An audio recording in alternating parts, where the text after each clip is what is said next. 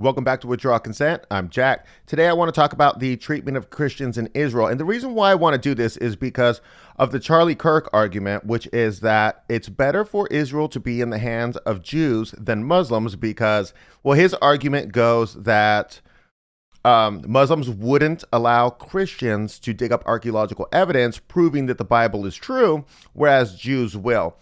And in line with that goes back to the Crusades episode I did, where in my mind, it's similar whether or not Jews allow Christian pilgrims to go there or not, and whereas would Muslims. And prior to this, prior to Israel being created, Muslims would not let the Christian pilgrims go there. But that was for a specific reason. It was because the Christians were importing all these foreign European Jews to their country. And it was like an immigration problem. And so then they were kind of mad about that. They were taking over whole areas, like Haifa when they first started settling. And so as blowback for that, and even Hitler was a part of that, shipping Jews there until the guy who was in charge of Jerusalem told him knock it off. And they kind of made a deal and Hitler stopped doing it. But other European countries did that too. And especially after the World War II. And so the Muslims were furious about that. So I'm not saying that the Muslims would or wouldn't let the pilgrims in. Anyways, we're going to talk about a variety of things they do. Not just attacking them and spitting on them. We covered the spitting on them in a previous episode, but stealing their land, denying them their services. They just get Jewed all the time. Okay, so let's start at the earliest one, okay? So it was the 1950s. Israel had just become a country. We know about that story. And they forced the Orthodox Church to lease property to them for 99 years with an option. Oh, no, the other one's the option to renew. Or they could, if they don't lease the property for 99 years, they can lose it legally to land procurement agencies such as the KKL and the JNF, mostly the JNF though. But if you want to think about does this really matter? Well, imagine you have some property and some foreigners come land there. So the Christians have owned the property. And some foreigners come, and then the foreigners make it their country. And then they say, hey, you have to lease the land to our country. But imagine this. The Knesset building. This is the legislative body of the state of Israel. The building itself is not on land owned by Jews. It's on Christian land being forced leased for 99 years. And we'll see this forced lease coming again. Benjamin Netanyahu's, the prime minister of Israel, his entire neighborhood is on Christian land that was forced leased, or else they would take it. I think that's terrible treatment, in my opinion. Okay, taxes. They're always trying to bankrupt the churches there. But basically, this is not all of Israel, but basically, it is very recent. 4 different areas, Tel Aviv, Ramlah, Nazareth, and Jerusalem, basically put laws into place that were retroactive that say that certain church buildings that are nonprofits are now no longer nonprofits. They're now commercial buildings, and they need to pay back taxes up to 30 years. But we're talking about $186 million. So they're trying to get $186 million from these Orthodox churches, and it's scandalous what they're doing. Basically, they took, there's this famous hotel that the pilgrims come and stay at. I'm not sure if they stay there for free or not. I'm not sure. There's a place next door where you can eat, and it has dietary restrictions for if you're fasting, and it's all owned by the church, and it's all done to bring these pilgrims in to go to these holy sites like this this one we're going to talk about later, which is the Church of the Holy Sepulchre, and that's probably not how you say that. Anyways, and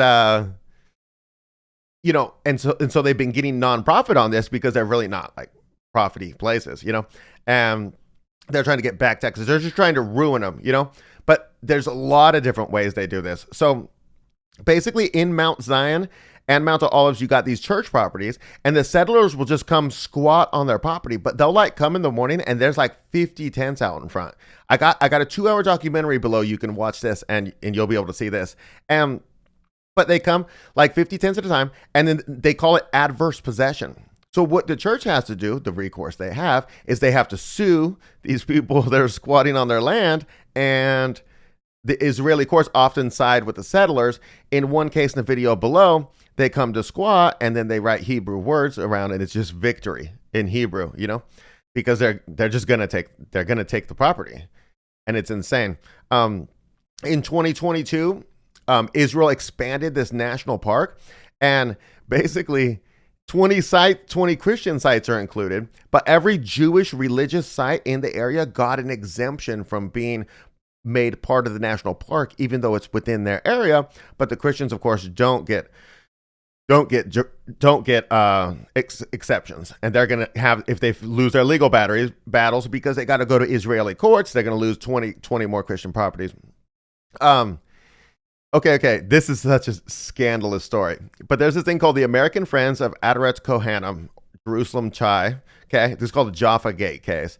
And it's interesting that it's American Friends of, because Americans are totally paying for this, which is just ridiculous because they're Christians. You know what I mean? Maybe it's all Jews donating to it. I honestly don't know. I can't make that accusation. I just assume. Anyways, in 2005, basically the church agreed to sell 3 church properties, and they claimed that the previous patriarch sold them, but the new patriarch immediately sued, saying that they had never been sold, because they're just getting Jewed, right? So they were paid $1.25 million, $500,000, and $55,000 for the 3 properties for 99-year leases with 99-year lease re-up, with the $500,000 sold for $500,000 property quoted by the buyer as saying it was worth $100 million, right? So they're giving them $500,000 to lease a $100 million property for 99 years, and he gave a $10,000 bribe to, I believe, the previous patriarch to get this done. And then the church sued, and of course the Supreme Court sided with the Jewish company. That's how it is. Okay, let's talk about, because we're talking about different areas, so we're talking about the West Bank and Gaza. Let's talk about Gaza for a second. In 2009, there were 3,000 Christians in Gaza. By 2022, there were 1,100. There were 3 churches only in the entire Gaza Strip. St. Porphyrius, I'm going to try that. Church is the 3rd oldest church. And this is the one that was bombed the other day, but it was just like a wall of it got bombed. And then they kind of said, first they didn't say anything about it, and then they were like, oh, it was an accident. It was kind of off target. But basically less than 600 remain. Oh my gosh. So less than 600 remain, which means 500 of the 1,100 have been killed. And there was even the guy, what was his name? Joel something. I'll put his name on the screen. And he's from the Babylon Bee, and he had a tweet I just read it last night. I could probably attach this as a screenshot, but he said that all 200 remaining Christians in Gaza are all Hamas supporters. And I think that's ridiculous take. And you're also saying that of 1,100, only 200 remain. That's kind of what you're saying. And he doesn't probably know that, but I'm just saying, like, what a piece of trash. And Babylon Bee does some good content, but apparently on Israel, they're totally all in. So there was this place called the Al-Ali Baptist Hospital. And this was October 12, 2023. They ordered the evacuation of North Gaza. 5 days later, they bombed the Christian hospital, killing 471 people. And the sad part about that 471 people is that that's not 471 Christians. That's a bunch of Muslims sheltering at a Christian facility because they think that maybe, just maybe, these terrible Israelis that will bomb Muslim hospitals, bomb, their homes and stuff like that, maybe they'll leave the church building alone. But now 471 people dead. Then the St. Porphyrius outbuildings were bombed on October 19th. And then over 18 Christians dead on that. I got an image for you, I guess. Says in my notes, I don't remember having an image, but if there is one, I'll put it on the screen. So there's a lot of quotes in this video below, but like one's, it's okay to eradicate Christians. Here's another one where they say Christianity is something that is against the Jews. I mean, I'm gonna link a PDF with all types of good stuff. And if you're interested in more, I don't think people look at the attachments I do too much. Now, I don't know how to get you to care about this story, but like there was a in Gaza, there was a mother, redheaded mother, and then her mother, and so there was 2 of them, and so one was a grandma and one was a mom, and it's like, maybe because they look like you, maybe you'll care, but they were just going to church to seek cover, and then they just both got sniped, and then they asked Israel, like, hey, what's going on? You just sniped these 2 ladies, and then they didn't say anything at first, and then later on they said there was an RPG that came from the church. Of course, none of that happened. It's nonsense. Maybe, but I mean, like, there's a story in the documentary below, and there's these 3 kids, and they're brown kids, so probably nobody cares, but they're Christian Palestinians, and yeah, they all died in a bomb. And then the dad says in the video, he says, yeah, I got no reason left to live because everything I've got's been taken from me. I just don't understand how people don't care. Like, I'm trying to appeal to people's tribal nature. Like, hey, if you're a Christian, you should care that they're killing these Christians. But in reality, you should kind of care. You should care no matter who the people are. I don't want the brown people dying. I don't want the Christians dying. I don't want the Muslims dying. I don't want the Jews dying. I don't want the Israelis dying, Gazans, West Bankers, settlers. The settlers, I mean, they should face justice, but I'm not saying, okay. So I'm telling you this, as far as the worshiping goes, okay, so they got this thing. You might not have heard about it. I had never heard about it, but I'm also not familiar at all with the Orthodox Christianity. So that's just, whatever. But they got this place called the Church of the Holy Sepulchre. And at this thing, they have the tomb of Jesus. And it was moved here it was like 380. It was moved here. And then they built this little building around it, like a small building around it. And then they built a bigger building around that. So it's got an inner courtyard, basically, where you're still outside of, and then it's got a small interior. And every year on the eve of Easter, they have this important ceremony. It's called the Holy Fire Miracles Ceremony. And basically the patriarch of the church goes in there, and this has been going on since the 4th century. And he has these candles, and then a divine light bursts forth and lights his candles. And then he turns around and starts lighting other people's candles. They turn around and light everybody's candles. It goes out to the inner courtyard. Then it goes outside, and tens of thousands of people will show up, right? But so this is an important thing that kind of can only be done there because it's, you can't just do this in your church at home. So basically in 2015, troops moved in and shut it down right before the ceremony, not off season, but right before the ceremony. And they said there's structural damage of the interior building that just houses the tomb. And so they used troops to kick everybody out. And then they canceled their ceremony. I guess it was a little damage, but there wasn't, and it did need repairs, but the church just kind of doesn't have a lot of finances. And so they used that as an excuse.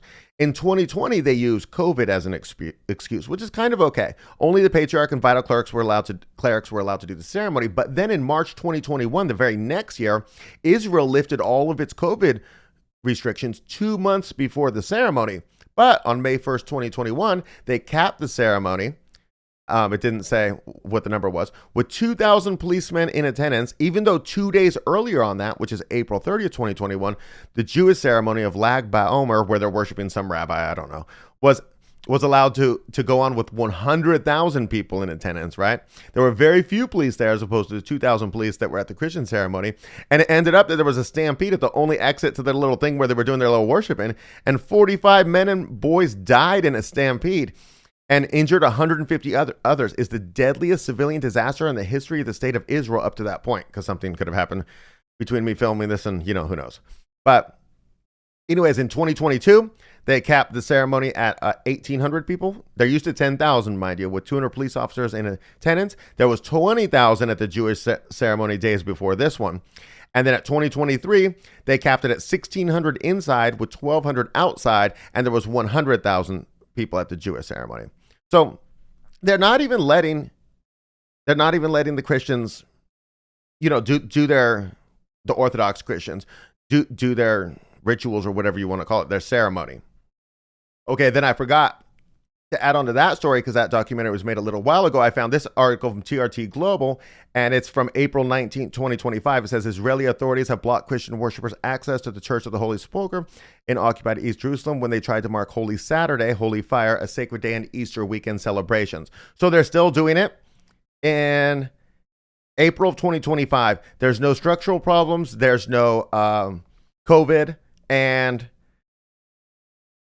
they're still so they just don't want Christians to worship. Here's another article from the Middle East Monitor. It says Israel bans Palestinian Christians from Jerusalem on Palm Sunday.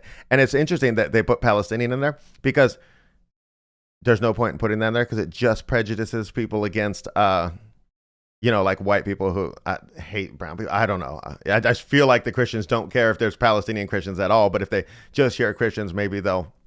Anyways, Israel banned thousands of Palestinian Christians in the occupied West Bank from entering the occupied city of Jerusalem to participate in Palm Sunday celebrations in advance of the Western Church dates for Easter next weekend. Israeli troops were out in force checkpoints around Jerusalem and in the vicinity of the Old City. And so this article is from March 25th, 2024. So, Palm Sunday is a week before Easter. So they were doing that in 2024. In 2025, they were restricting them at the Easter ceremony. So I would just say that it's fair to say that there's not a lot of respect going on for what the Christians are doing. So now I want to go on, and they got this thing. I'll put a picture of it up on the screen, but it's from the Rossing Center, I guess, for Education Dialogue, and it's a Jewish organization, and it's attacks on Christians in Israel and East Jerusalem, and they keep track of these attacks and the nature of the attacks. And so I just want to go down here and basically give you the rundown. So basically, in 2024, they did this report. So I'm guessing this report is for the activities of 2023. And you had 46 physical attacks on church property, you had 35, defacement of public signs, 14, harassment, 13 cases. Examples include verbal harassment, attacks, and protests during Christian gatherings, anti-Christian propaganda. Violations of freedom of religion or belief, there was 3. Example includes request to remove religious symbols, limitations of access to religious sites. Okay. And so I'm gonna put a copy of this PDF below, and you can go look through this whole thing if you're interested. But a lot of the stuff I believe these numbers are just infinitesimally small to how high they actually are. Like there's this guy on Twitter. I don't know who he is. He's a priest, and he dresses as a priest, and he has a big crucifix around his neck, and he just goes around with, I think he's got a woman with him, and somebody else is just filming them, and he just goes around. I don't know where he's at, in the West Bank, I imagine, with a bunch of Orthodox settlers around, and they harassed this guy. And one was just, popped on my feed this morning on Twitter, and the guy was telling him, hey, you gotta hide that cross because we don't want to see your cross, and he just respect my religion. But they spit on him, they attack him, and he's doing it now to bring awareness to, but this numbers, I mean, he's got to get these type of numbers per year if he's doing this every day on Twitter.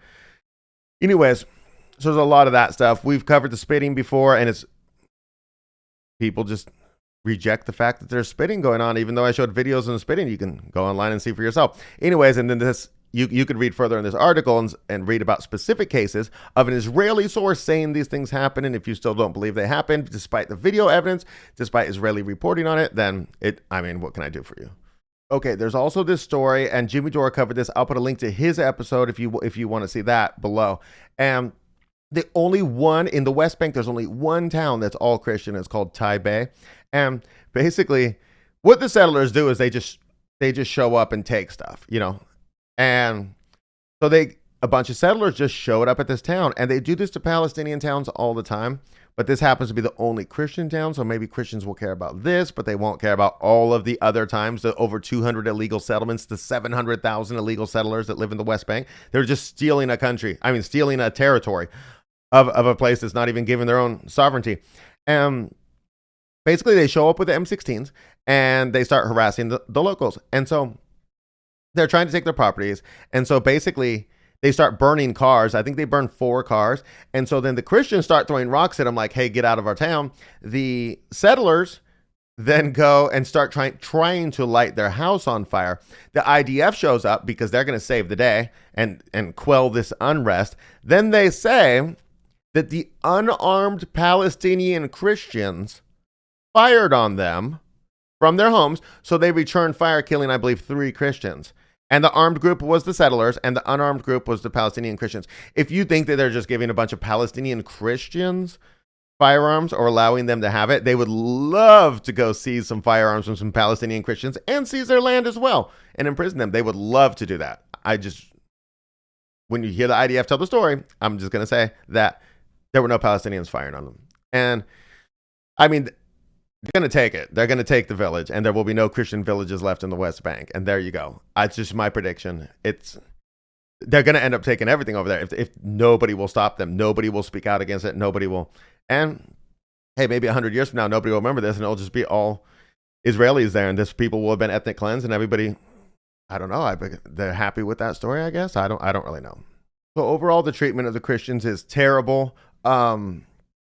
I will say, congratulations to the Israelis who are out there protesting the famine in Gaza.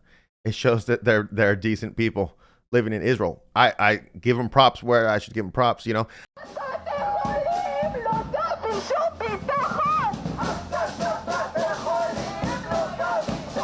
we are coming with, as you see, bags of flour to demonstrate our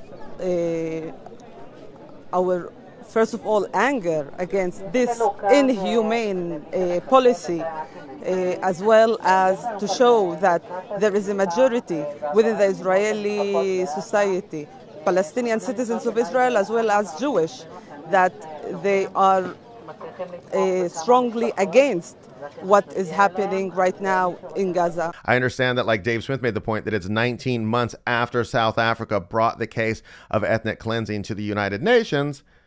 That's now 19 months later, at least they're protesting, and just don't starve people, don't kill children, don't kill women. Anyways, and if your argument is that they should just be doing that, then and if Hamas is stealing food, then you're going to have to say that the only way famine would be an effective way to kill Hamas is if you kill every civilian first, because you're already saying Hamas is stealing the food, so Hamas is fed. You're going to have to go through every single civilian first. Are you willing to do that? Well, that's just genocide. And just call it what you are, if that's your viewpoint. I think it's disgusting. And I want to pose one final question to you right here. If you make the argument that it's better for Jews to have the land, better for Christians that Jews own the land than Muslims, let me ask you this question. Do you think Muslims would treat us better or worse than the Jews currently treat the Christians or the Americans or whatever you want to put in there, And they may treat us worse because we backed Israel as they genocided the Palestinians. They might. And if we treated them decently, I'll bet you they would treat us decently. Whereas if we treat the Jewish people of Israel decently, they will treat us indecently. That's my logical proposal. Anyways, that's what I got for you. There's probably more things that I missed because there's tons of terrible behavior. But this is just, I think, a good example of a lot of different things that they're doing. And I got this good episode I'm working on the Holocaust. Hopefully it all comes together because I found these documents. I think it's going to be great. Anyways, that's all I got for you this week. I hope you guys have a great weekend. See you next week.